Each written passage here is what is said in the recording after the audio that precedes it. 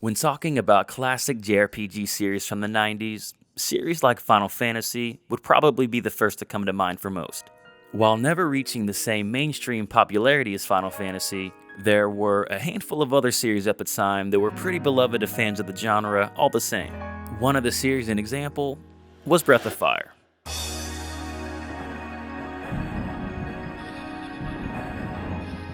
Breath of Fire is essentially Capcom's version of Final Fantasy, as they saw how much success Squaresoft was having with diving into the turn-based RPG world. The first two installments came out for the Super Nintendo, however, this video is going to focus on the third game, which came out for the PlayStation in 1998 in North America. At the time of release, Breath of Fire 3 received fairly average to pretty good reception from critics, with most scores ranging from 7 to 8. It probably wasn't topping any year-end lists, but it was considered respectable enough. If you ask the JRPG online community nowadays though, there's a pretty sizable portion that considers Breath of Fire 3 to be one of their personal favorite RPGs ever. When looking at it on the surface, it's not hard to see why. There's a lot to love about this game. The sprite work is some of the very best on the entire PlayStation, the jazz-inspired soundtrack is equally relaxing and catchy, and the unique characters and bright colors make for a really charming world. On paper, this game checks a lot of boxes for me and is one I should really love, and while I do, when we're playing it these days, the overall experience was dragged down a bit at times due to some pretty annoying factors that didn't really bother me as a kid, I guess. Don't worry, I still think Breath of Fire 3 is a great game that any fan of classic JRPGs should definitely play. However, I also want to be realistic when analyzing things through a modern lens out of fairness for the people who are interested in playing this game for the first time. I don't want to be that dude who just looks back at games he grew up on with nostalgia goggles, only praising the game's strengths while ignoring all of its flaws. Not to say Breath of Fire 3 has a lot of flaws or anything, but like any game, it does have some. Before we get into that though, let's talk about what the game does right, starting with the story. Spoilers for the most part will be avoided unless explicitly stated, but keep in mind, this is a retrospective, so there may be some clips which inadvertently spoil some small stuff. Just a fair warning.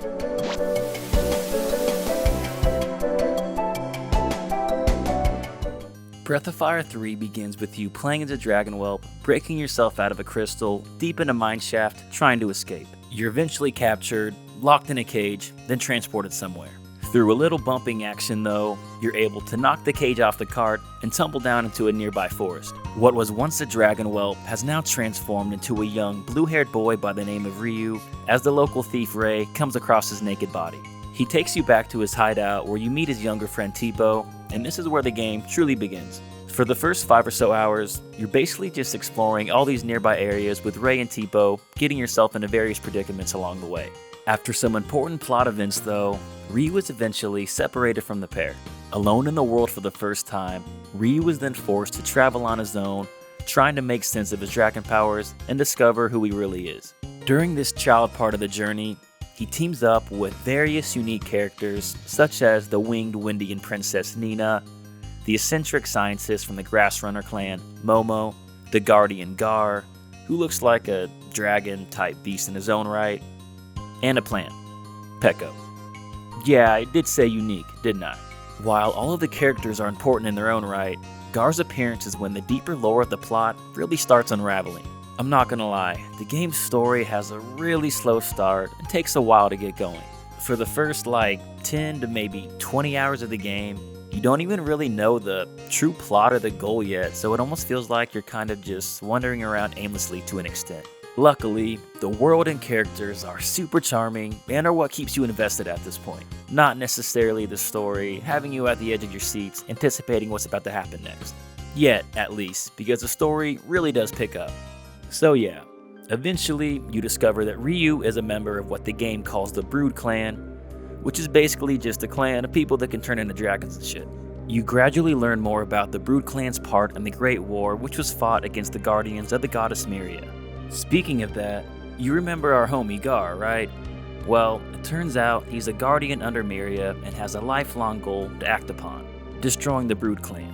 Unfortunately, bound by his destiny, Gar reluctantly challenges Ryu to a climatic battle in the final events of the child portion of the game. There's then a lengthy time skip, and the next time you see Ryu, he goes from a timid boy to a confident young man, which is reflected nicely in the change of battle animation when swinging his sword. Most of the adult saga involves around joining back up with your party, including a surprise return from everyone's favorite tiger-like human, and discovering more about Ryu's past while working towards the goal of eventually confronting the goddess Miria. You even meet up with Gar again, who starts to question the airs of his blind loyalty as he reconsiders what type of goddess Miria really is if she wishes to cause genocide on a whole race of people. I won't spoil any more of the plot, but through the final confrontation with Miria, you do find out these answers. What I really like about the story in Breath of Fire 3 is that it's not really a save the world type plot, as the world doesn't necessarily need saving under the protection of Miria. She just has a questionable view of what she considers protecting that doesn't have everyone's best interest at heart. Plus, regardless of who they are, they're blocked off from a lot of the world, which is pretty limiting, obviously. Anyway, it was a nice change of pace from the typical evil person wanting to destroy the world type of plot, which was present in a lot of RPGs back then. Beyond just the story though, there are a lot of other aspects about Breath of Fire 3 that I really love. I think the graphics have aged pretty exquisitely.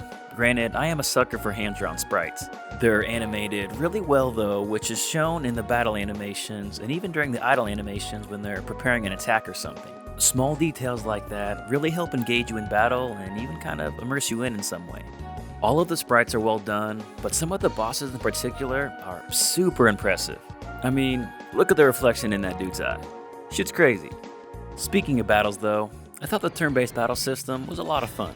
Seemingly simple on the surface, it had some complex layers behind it, like the Master System allowing you to focus on certain stat builds for characters, high agility granting extra attacks, observing and learning skills from enemies, different formations which can either favor offense or defense, and of course the Dragon Gene system allowing Ryu to transform into various forms of dragons, most with differing sprites, and in my opinion is the best the system's been handled in any Breath of Fire game.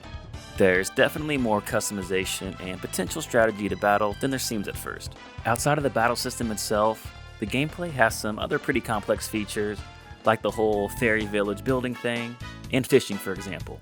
To be honest, I never really messed around with these too much, besides when you're actually forced to do some fishing as part of the plot and like a minigame thing. Which brings me to my next point. The minigames suck, and there's way too many of them. They're usually never fun, the controls are all janky, they slow down the pace of the game, and yeah, they pretty much just suck.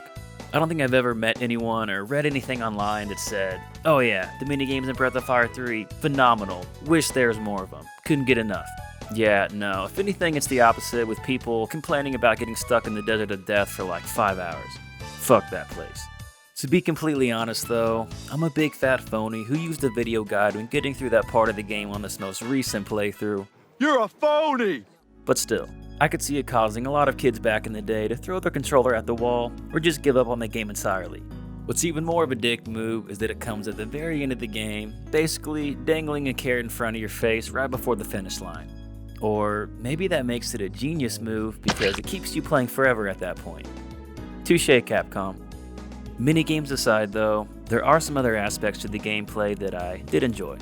I liked how each character had a different field action, which allowed for some different mechanics throughout the game. Though, I guess the shitty thing about this is sometimes the game expected you to use specific characters in dungeons, except it wouldn't tell you this, so you would get to the end only to find out you need a field action of another character who you didn't bring along, forcing you to go back to the beginning, change your party, and do the whole thing over again. So yeah, if you're not prepared with the right party, it can be really frustrating. Fortunately, these situations don't happen too often though. Another gameplay feature I liked in this game was how they implemented the world map.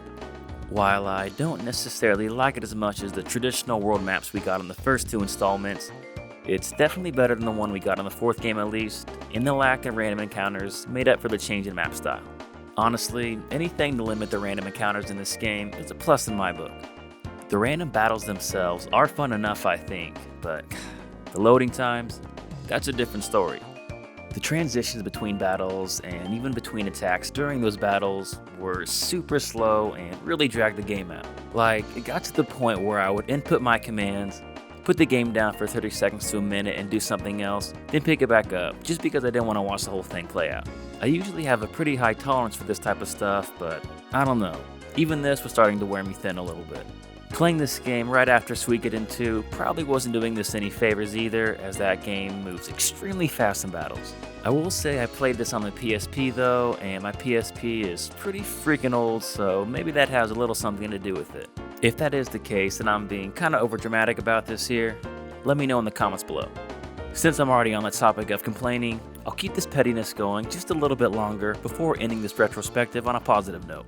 The movement plane in this game is kinda weird, as you don't move in true 3D, but instead in preset lines. It's kinda hard to explain, but I don't know, just makes the movement feel kinda a little janky at times. The dialogue text boxes are also pretty inconsistent. Sometimes the game will have 3 lines to a box, other times it'll have 4, and yeah, it's a little all over the place. It definitely doesn't ruin the game or anything even close, but it just makes it feel a little unpolished at times. What is extremely polished about this game though, is the soundtrack. God, is the soundtrack amazing. Like I mentioned at the beginning of the video, it has some heavy jazz influence, which was pretty uncommon compared to other JRPGs at the time. It makes the tracks feel super calming and peaceful and catchy all at the same time. Before I just replayed this game for this video, I honestly forgot how fire the soundtrack really was. Now, I've got some of the tunes playing on repeat in the background as I work on various stuff for the last couple weeks now. It's some quality shit. It really does add a strong and memorable atmosphere to the game. And that sort of brings me to my ending points. The real charm of Breath of Fire 3 is the lasting impression the unique cast of characters, the world, and the story have on you, not necessarily the fluidity of the game and how well every single aspect of it holds up years later. It's a damn amazing RPG with a lot of great ideas behind it. It's just that the passage of time has hurt it a little bit over the years in some ways. Out of all the RPGs on the PlayStation, I definitely think this is one of them that could benefit from a modern remake the most. Despite that though, when I do think about PlayStation RPGs, this is one of the very first games that come to mind. There's certainly something to be said about that and its ability to evoke that type of lasting impression on the player. I think this is largely due to a strong visual aesthetic with unique characters, combined with some great, albeit a little atypical music for the JRPG genre that comes together to create a really magical and memorable atmosphere. While I played this game a lot as a kid, I didn't actually beat it for the first time until I just played it for this video. It's one of those games that I restarted a lot, but would always stop for some reason after like 30 hours in. I don't know, don't ask me, I was a stupid kid. This was the same time period where I thought Jinko jeans actually looked cool. Despite that though, my brother and I still played the shit out of this back in the day. I remember we would be at dinner and just look at each other and say, "Breath of Fire," because we couldn't wait to go back downstairs and play it again after we finished eating.